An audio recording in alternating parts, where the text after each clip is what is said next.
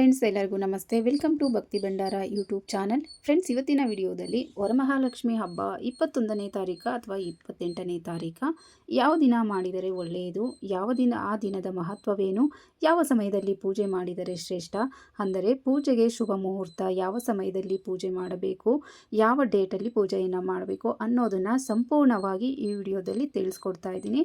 ವಿಡಿಯೋವನ್ನು ಎಲ್ಲೂ ಸ್ಕಿಪ್ ಮಾಡದೆ ಕೊನೆ ತನಕ ವಿಡಿಯೋವನ್ನು ವಾಚ್ ಮಾಡಿ.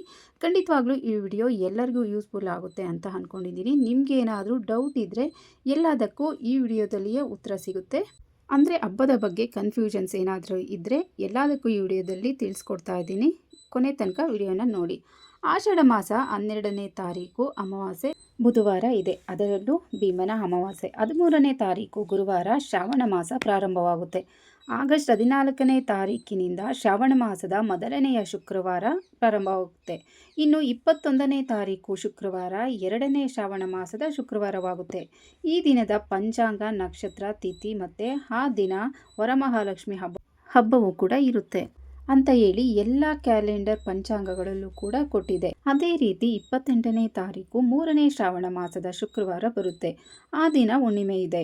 ಹುಣ್ಣಿಮೆ ದಿನ ಲಕ್ಷ್ಮೀ ಪೂಜೆಗೆ ವಿಶೇಷವಾದ ದಿನ. ಹಾಗಾಗಿ ಹುಣ್ಣಿಮೆ ತಿಥಿ ಯಾವಾಗ ಪ್ರಾರಂಭವಾಗುತ್ತೆ, ಯಾವಾಗ ಮುಕ್ತಾಯವಾಗುತ್ತೆ, ಈ ಎರಡೂ ದಿನದಲ್ಲಿ ಯಾವ ತುಂಬ ಶ್ರೇಷ್ಠ. ಅಮಾವಾಸ್ಯೆ ಹುಣ್ಣಿಮೆ ಬಿಟ್ಟು ಎಲ್ಲರೂ ಸಾಮಾನ್ಯವಾಗಿ ಇಂದಿನಿಂದಲೂ ಹಬ್ಬವನ್ನು 2ನೇ ಶ್ರಾವಣ ಶುಕ್ರವಾರ ಮಾಡ್ತಾ ಇದ್ದೀವಿ. ಹಬ್ಬದ ಹಿಂದೂ ಮುಂದೂ ಹುಣ್ಣಿಮೆ ಇರುತ್ತೆ. ಕೆಲವು ಸಲ ಹಬ್ಬಕ್ಕೂ ಮುಂಚೆ ಹುಣ್ಣಿಮೆ ಇರುತ್ತೆ, ಕೆಲವು ಸಲ ಹಬ್ಬ ಆದಮೇಲೆ ಹುಣ್ಣಿಮೆ ಬರುತ್ತೆ. ಈ ರೀತಿ ಇರುತ್ತೆ. ಪ್ರತಿ ವರ್ಷ ಹಬ್ಬವನ್ನು 2ನೇ ಶ್ರಾವಣ ಶುಕ್ರವಾರ ಮಾಡ್ತೀವಿ. ಅದೇ ರೀತಿ ಈ ವರ್ಷ ಕೂಡ ವರಮಹಾಲಕ್ಷ್ಮಿ ಹಬ್ಬವನ್ನು 21ನೇ ತಾರೀಕು ಮಾಡುವುದು ತುಂಬ ಒಳ್ಳೆಯದು. ಈ ವರ್ಷ ಡೇಟು, ನಕ್ಷತ್ರ, ಲಗ್ನ ಎಲ್ಲವೂ ಚೆನ್ನಾಗಿ ಬಂದಿದೆ. 21 ಕೂಡಿದಾಗ 3 ಬರುತ್ತೆ. ಇದು ಗುರುಗಳ ಸಂಖ್ಯೆ. ಹಾಗಾಗಿ ಇವತ್ತಿನ ದಿನ ಗುರುಬಲ, ಗುರುತತ್ವ ಹೆಚ್ಚಾಗಿ ಇರುತ್ತೆ. ಆದ್ದರಿಂದ ಈ ದಿನ ವರಮಹಾಲಕ್ಷ್ಮಿ ಹಬ್ಬವನ್ನು ಮಾಡೋದು ತುಂಬಾ ಒಳ್ಳೆಯದು. ಮತ್ತು ಗುರುಗಳನ್ನು ಆರಾಧನೆ ಮಾಡೋದು, ಜೊತೆಗೆ ಲಕ್ಷ್ಮೀನಾರಾಯಣರ ಆರಾಧನೆಯನ್ನು ಮಾಡೋದ್ರಿಂದ ನಮಗೆ ಹೆಚ್ಚಿನ ಫಲ ಸಿಗುತ್ತೆ. ಅಷ್ಟೇ ಅಲ್ಲದೆ 21/8/2023 ಇಷ್ಟನ್ನು ಕೂಡಿದರೆ ಕೊನೆಯಲ್ಲಿ ಬರೋದು 3. ಹಾಗಾಗಿ ಈ ದಿನ ಡೇಟ್ ಪ್ರಕಾರ, ನಕ್ಷತ್ರದ ಪ್ರಕಾರ ಮತ್ತೆ 2ನೇ ಶ್ರಾವಣ ಶುಕ್ರವಾರ. ಹಾಗಾಗಿ 21ನೇ ತಾರೀಕು ತುಂಬಾ ಒಳ್ಳೆಯ ದಿನ. ಇದೇ ದಿನ ಹಬ್ಬವನ್ನು ಆಚರಣೆ ಮಾಡೋದು ತುಂಬ ಶ್ರೇಷ್ಠ. ಯಾವುದೇ ಹಬ್ಬಗಳನ್ನು ಆಚರಣೆ ಮಾಡ್ತಾ ಇದ್ದೀವಿ ಅಂದರೂ ಕೂಡ ನಾವು ಶುಕ್ಲ ಪಕ್ಷದಲ್ಲೇ ಆಚರಣೆ ಮಾಡೋದು. ಅಂದರೆ ಅಮಾವಾಸ್ಯೆ ಹೋದ ಮೇಲೆ ಹುಣ್ಣಿಮೆ ಒಳಗಡೆ ಹಬ್ಬಗಳನ್ನು ಮಾಡ್ತೀವಿ. ಕೆಲವೊಂದು ಹಬ್ಬಗಳನ್ನು ಹುಣ್ಣಿಮೆ ಆದಮೇಲೂ ಕೂಡ ಮಾಡ್ತೀವಿ. ಅದರಲ್ಲೂ ಒಂದೆರಡು ಗಣೇಶ ಅಂದರೆ ಸಂಕಷ್ಟಹರ ಚತುರ್ಥಿ, ಸತ್ಯನಾರಾಯಣ ಪೂಜೆ, ಇಂತಹ ಹಬ್ಬಗಳು ಹುಣ್ಣಿಮೆ ಹೋದ್ಮೇಲೆ ಕೂಡ ಮಾಡ್ತೀವಿ.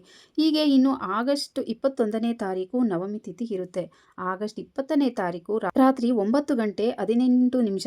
ಆಗಸ್ಟ್ 21ನೇ ತಾರೀಕು ರಾತ್ರಿ 11:30 ತನಕ ನವಮಿ ತಿಥಿ ಇರುತ್ತೆ. ಆಗಸ್ಟ್ 20ನೇ ತಾರೀಕು ಬೆಳಗ್ಗೆ 9 ಗಂಟೆಯಿಂದ ಅನುರಾಧ ನಕ್ಷತ್ರ ಪ್ರಾರಂಭವಾಗುತ್ತೆ. ಆಗಸ್ಟ್ 21ನೇ ತಾರೀಕು ಬೆಳಗ್ಗೆ 11:50 ಅನುರಾಧ ನಕ್ಷತ್ರ ಇರುತ್ತೆ. ಅನಂತರ ಜ್ಯೇಷ್ಠ ನಕ್ಷತ್ರ ಪ್ರಾರಂಭವಾಗುತ್ತೆ. 22ನೇ ತಾರೀಕು ಶನಿವಾರ ಮಧ್ಯಾಹ್ನ 2:40 ಜ್ಯೇಷ್ಠ ನಕ್ಷತ್ರ ಇರುತ್ತೆ. ಅಂದರೆ ಬೆಳಗ್ಗೆ ಪೂಜೆ ಮಾಡುವವರೆಗೆ ಅನುರಾಧ ನಕ್ಷತ್ರ ಇರುತ್ತೆ, ಸಂಜೆ ಪೂಜೆ ಮಾಡುವಾಗ ಜ್ಯೇಷ್ಠ ನಕ್ಷತ್ರ ಇರುತ್ತೆ. ಹಾಗಾಗಿ ತುಂಬ ಒಳ್ಳೆಯ ದಿನ. ಅದಲ್ಲದೆ ಈ ದಿನ ಸರ್ವಾರ್ಥ ಸಿದ್ಧಿ ಯೋಗ ಕೂಡ ಇದೆ. ಆಗಸ್ಟ್ 20ನೇ ತಾರೀಕು ಬೆಳಗ್ಗೆ 9 ಗಂಟೆಗೆ ಪ್ರಾರಂಭವಾಗುತ್ತೆ. 21ನೇ ತಾರೀಕು ಬೆಳಗ್ಗೆ 11:50 ತನಕ ಇರುತ್ತೆ. ಬೆಳಗ್ಗೆ ಬ್ರಾಹ್ಮಿ ಮುಹೂರ್ತದಲ್ಲಿ ಪೂಜೆಯನ್ನು ಮಾಡುವಾಗ ಸರ್ವಾರ್ಥ ಸಿದ್ಧಿ ಯೋಗ ಕೂಡ ಇರುತ್ತೆ. ಎಲ್ಲ ರೀತಿಯಲ್ಲೂ ಕೂಡ 21ನೇ ತಾರೀಕೆ ಮಹಾಲಕ್ಷ್ಮಿ ಹಬ್ಬ ಮಾಡೋದಕ್ಕೆ ತುಂಬಾ ಪ್ರಶಸ್ತವಾಗಿದೆ. ಹಾಗಾಗಿ 21ನೇ ತಾರೀಕೆ ಹಬ್ಬವನ್ನು ಮಾಡಿ. ಇನ್ನು ಈ ದಿನದ ಪೂಜೆಯ ಶುಭ ಮುಹೂರ್ತ ಕೂಡ ತಿಳಿಸ್ಕೊಡ್ತೀನಿ. ಲಕ್ಷ್ಮೀ ಪೂಜೆಗೆ ಸಿಂಹ ಲಗ್ನದ ಮುಹೂರ್ತ ತುಂಬ ಶ್ರೇಷ್ಠ ಅಂತ ಹೇಳ್ತಾರೆ.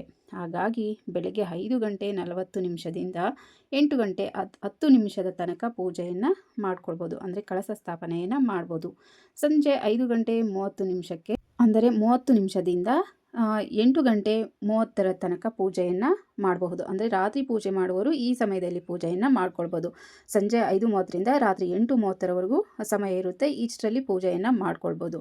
ಆವತ್ತೇ ವಿಸರ್ಜನೆ ಮಾಡೋರು ರಾತ್ರಿ 9 ಗಂಟೆ ಮೇಲೆ ಕಳಶವನ್ನು ಕದಲಿಸಿ ವಿಸರ್ಜನೆಯನ್ನು ಮಾಡಬಹುದು. ಇನ್ನು 3 ದಿನ ಕಳಶ ಇಡೋರು ಶನಿವಾರ ರಾತ್ರಿ ಕಳಶ ಕದಲಿಸಿ ಭಾನುವಾರ ವಿಸರ್ಜನೆಯನ್ನು ಮಾಡಬಹುದು.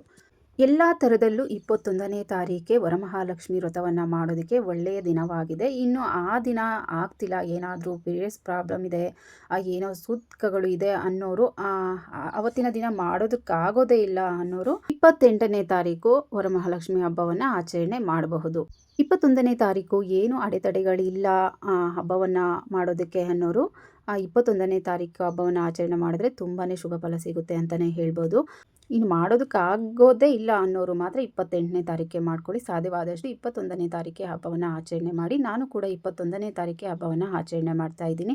ಫ್ರೆಂಡ್ಸ್, ಈ ಮಾಹಿತಿ ನಿಮಗೆಲ್ಲ ಇಷ್ಟ ಆಗಿದೆ ಅಂತ ಅಂದ್ಕೊತೀನಿ. ಇಷ್ಟ ಆದರೆ ಪ್ಲೀಸ್ ಒಂದು ಲೈಕ್ ಮಾಡಿ, ಹಾಗೆ ನಿಮ್ಮ ಫ್ಯಾಮಿಲಿ ಫ್ರೆಂಡ್ಸ್ಗೂ ಶೇರ್ ಮಾಡಿ, ಹಾಗೆ ಸಬ್ಸ್ಕ್ರೈಬ್ ಮಾಡ್ಕೊಂಡು ಸಪೋರ್ಟ್ ಮಾಡಿ. ಮತ್ತಷ್ಟು ಮಾಹಿತಿಗಾಗಿ ಥ್ಯಾಂಕ್ ಯು ಫಾರ್ ವಾಚಿಂಗ್.